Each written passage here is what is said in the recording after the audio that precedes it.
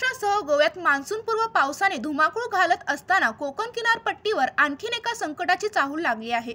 मध्य अरबी समुद्रात आणि गोव्यासह किनारपट्टीवर कमी दाबाचा पट्टा निर्माण झाल्याने त्याचे रूपांतर चक्रीवादळात होऊ शकते असा अंदाज वर्तवण्यात येत आहे। सिंधुदुर्ग जिल्ह्यामध्ये अतिमुसळधार पाऊस कोसळण्याची शक्यता वर्तविण्यात आली आहे। चक्रीवादळ पुढे सरकत असताना तीव्रता वाढण्याची शक्यता असल्याने नागरिकांनी खबरदारी घ्यावी असे आवाहन करण्यात आले आहे। तशी 50 ते 60 किलोमीटर वारे वाहणार असून अनेक ठिकाणी जोरदार